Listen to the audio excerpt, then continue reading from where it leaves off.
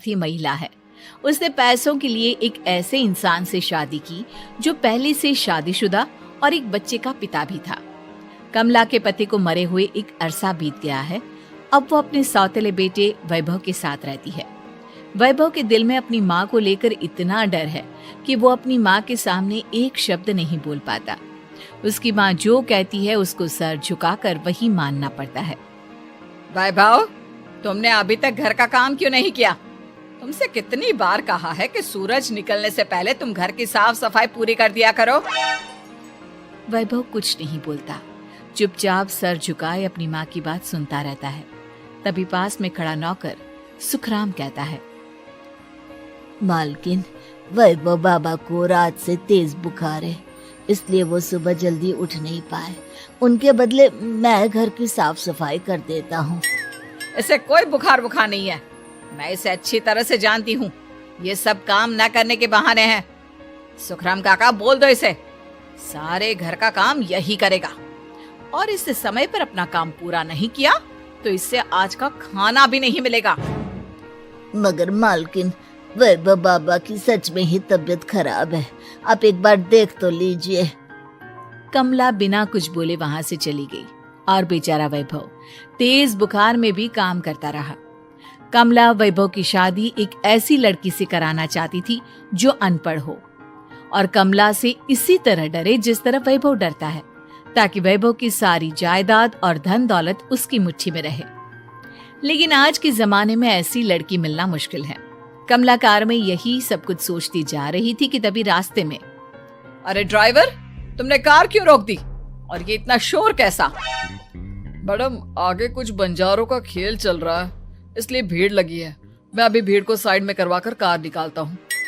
Driver भीड़ को side करके कार निकालने की कोशिश करने लगा कि तभी कमला की नजर रस्सी पर चल रही एक फुलवा नाम की बंजारन पर पड़ी। क्यों ना मैं इस बंजारन की शादी वैभव से करा दूं? ये तो अनपढ़ लग रही है, मेरे पैरों तले दबकर भी रहेगी। मुझे अभी इसके माँ बाप से बात करनी होगी। ये सोचकर कमला ने उन बंजारों से बात की और उन्हें शाम को अपने घर बुलाया। फुलवा के माता पिता वहां उसे लेकर आ गए। उन्होंने इतना आलीशान घर पहले कभी नहीं देखा था। अच्छा हुआ आप लोग आ गए। देखिए, मुझे घुमा फिरा कर बात करने की आदत नहीं है, इसलिए सीधे सीधे मुद्दे पर आती हूँ। मुझे आपकी बेटी बहुत पसंद है। मैं अपने इकलौते बेटे की शादी आपकी बेटी फुलवा से कराना चाहती हूँ। इसके बदले में आप जो चाहो वो ले सकती हैं। तभी फुलवा की माँ कहती है, ये क्या कह रही है मैम साहब? कहीं आप हमारी गरीबी का मजाक तो नहीं उड़ा रही ना? आप मेरे बेटे से मिल लो। अगर आपको मेरा बेटा पसंद आता है तो मैं कल से ही शादी की तैयारी शुरू कर दूंगी। सुखराम, वैभव को लेकर आओ। फुलवा अपनी माँ के कान में फुसफुसाती है, माँ, कहीं इस मेम साहब का छोरा पागल तो ना है? फुलवा अपनी माँ से बात कर रही होती है कि वैभव वहां आता है। फुलवा उसे देखती ही रह जाती है और उसके माता पिता उसकी शादी तय कर देते हैं। शादी वाले दिन किसी को फुलवा और वैभव की बेमेल विवाह की बात समझ में नहीं आती। फिर भी एक औरत कमला से पूछ ही लेती है, कमला जी, आपने अपने इकलौते बेटे की शादी देहाती गवार से क्यों करा दी? ये बंजारन आपके घर की बहू बनने लायक तो नहीं है। कम से कम अपने स्टेटस का ही ख्याल कर लिया होता। बहू तो अपने टक्कर की लाती, आपने तो बंजारन को ही बहू बना लिया। अब कमला को समझ में नहीं आ रहा था कि इस बात का क्या जवाब दे। वो कुछ देर चुप रही और सोच समझ कर कहती है, बहन जी, आपको तो पता है आजकल के बच्चे किसी की बात कहाँ सुनते हैं। मैं तो अपनी बहू एक पढ़ी लिखी और अपनी सोसाइटी की ही ढूंढ रही थी। लेकिन मेरे बेटे ने मेरे सामने इस बंजारन को लाकर खड़ा कर दिया।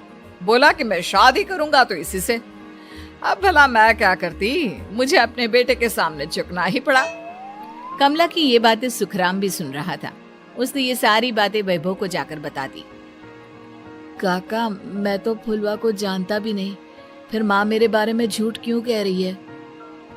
अरे बेटा, तुम कितने भोले हो, तुम्हें कुछ भी नहीं तुम्हारे पिता अपनी सारी संपत्ति तुम्हारे नाम करके गए हैं तुम्हारी माँ नहीं चाहती कि यह संपत्ति तुम्हें मिले, इसलिए उन्होंने तुम्हारी अनपढ़ लड़की से शादी करवाई ताकि तुम्हारी तरह वो भी अपने हक के लिए आवाज ना उठा सके। सुखराम काका, मैं क्या करूं, आप ही बताओ। माँ के सामने आते ही मेरे हाथ पैर कांपने लगते हैं। मैं माँ को कुछ भी नहीं कह पाता। वे दोनों बात कर ही रहे थे कि अचानक कमला वहां आ गई। कमला को देखकर दोनों घबरा गए। तुम दोनों फिर कभी बातें कर लेना, अभी फेरों का समय हो गया है, चलो जल्दी आओ। इस तरह फुलवा और वैभव की शादी हो गई। अगले दिन कमला ने फुलवा को बुलाया और उसे नसीहत देने लगी। देख बंजारन, तुझे मैंने अपनी बहू बना तो लिया है, लेकिन तुझे इस घर में आँख कान मुंह बंद करके रहना होगा। घर का काम कर और अपने पति से मतलब रख, समझी? कमला का ऐसा रवैया फुलवा को बिल्कुल समझ में नहीं आया। उसने वैभव से इस बारे में बात की। सुनिए ना, माँ जी ने जिस तरह मुझसे बात की मुझे अच्छा नहीं लगा। शादी से पहले तो वो मुझसे बहुत अच्छे से बात कर रही थी, लेकिन शादी के बाद उन्हें क्या हो गया? तुम ज्यादा मत सोचो, जैसा माँ कहती है वैसा ही करो। ये कहकर वैभव वहां से चला गया। अगले दिन वैभव को घर के नौकरों की तरह काम करता देख फुलवा को बहुत हैरानी हुई। फुलवा ने इस बारे में सुखराम काका से बात की तो सुखराम काका ने फुलवा को सारी बात बता दी। अब फुलवा को समझ में आ गया कि उसकी सास ने एक बंजारन को बहू क्यों बनाया। एक दिन वैभव घर का काम कर रहा था, तभी उससे कांच की प्लेट टूट गई। किसने गिराई ये कांच की प्लेट? वैभव को वहां खड़ा देख कमला ने छड़ी से उसे मारना शुरू कर दिया। उसके पैर में कांच चुभ गया और खून बहने लगा, लेकिन फिर भी कमला उसे मारे जा रही थी। ये देखकर फुलवा ने कमला के हाथ से छड़ी छीन ली और तोड़कर फेंक दी। बंजारन, तेरी इतनी हिम्मत, तूने मेरे हाथ से छड़ी छीनी? कमला फुलवा को थप्पड़ मारने ही वाली थी कि फुलवा उसका हाथ पकड़ लेती है। ओ ससु माँ, मैंने मॉम की गुड़िया ना समझ लियो। बंजारन हो बंजारन, ईंट का जवाब पत्थर से देना जानती हूँ। आज के बाद मेरे या वैभव जी के ऊपर हाथ उठाने की सोचियो भी ना, समझी ससु माँ? ये कहकर फुलवा वैभव को लेकर वहां से चली गई। उसने वैभव के पैर पर पट्टी बांधी, उसके आंसू पोंछे। वैभव ने पहली बार किसी के दिल में अपने लिए इतना प्यार महसूस किया। अब फुलवा वैभव का हर काम में हाथ बटाती, उसका बहुत ख्याल रखती। इस तरह दोनों बहुत ज्यादा नजदीक आ गए। वहीं दूसरी ओर कमला सारी जायदाद अपने नाम करने की साजिश करने लगी। और एक दिन, वैभव, जल्दी बाहर आओ। कमला की आवाज सुनकर वैभव और फुलवा अपने कमरे से बाहर आ गए। जी माँ, आपने बुलाया? ये ले, इन कागजों पर साइन कर दे। वैभव कागजों पर साइन करने ही वाला था कि फुलवा वैभव के हाथ से पेन छीनकर कहती है, ना वैभव जी, आप इस पर हस्ताक्षर नहीं करेंगे। आओ बंजारन, मैं तुझसे बात नहीं कर रही। ये बात मेरे और मेरे बेटे के बीच की है। चुपचाप पेन दे दे, नहीं तो तेरी खाल उधेड़ लूंगी। ससु माँ, बंजारन की खाल इतनी भी ढीली ना होवे कि कोई भी उधेड़ लेवे। जो यकीन ना आता हो तो देख ले उतार के। और हाँ, बंजारन जरूर हूँ पर अनपढ़ ना हूँ।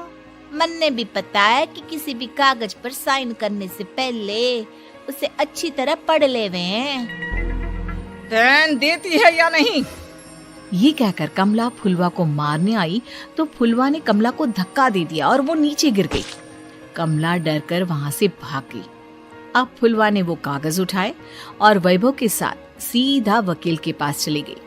वकील ने वो कागज देखी और फुलवा को बताया, वैभव के पिता की सारी जायदाद और संपत्ति वैभव के नाम है, लेकिन वैभव की सौतेली माँ इस संपत्ति को अपने नाम कराना चाहती है, इसलिए इन कागजों पर वो साइन करा रही थी।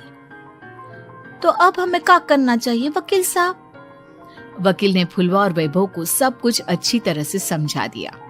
अब दोनों घर पर पुलिस को लेकर पहुंचे। कमला पुलिस को देखकर घबरा गई। पुलिस ने कहा, आपके नाम की कंप्लेंट हुई है, आपको हमारे साथ थाने चलना होगा। कंप्लेंट?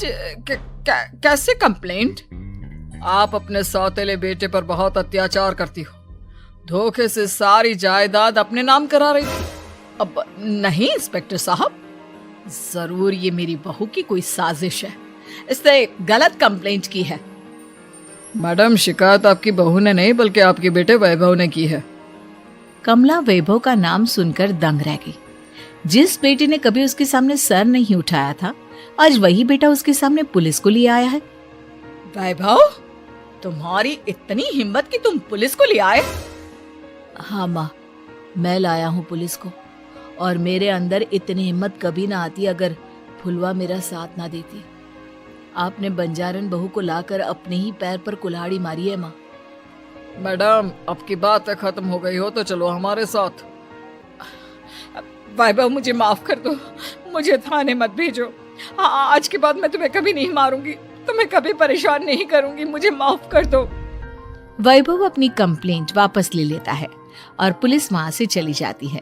वैभव अपनी सौतेली माँ से कहता है, मैंने पुलिस को वापस तो भेज दिया है, लेकिन मैं आपको माफ नहीं कर सकता। आपने बचपन से आज तक कभी मेरे सर पर हाथ नहीं रखा, हमेशा मुझे मारती रही, नौकरों की तरह बर्ताव करती रही। आप इस घर में नहीं रह सकती, चली जाइए यहाँ से। कमला घर छोड़कर चली गई और सड़क किनारे खड़ी होकर सोचने लगी, काश मैंने वैभव को माँ की तरह प्यार किया होता तो आज मैं इस तरह से बेसहारा ना हो जाता।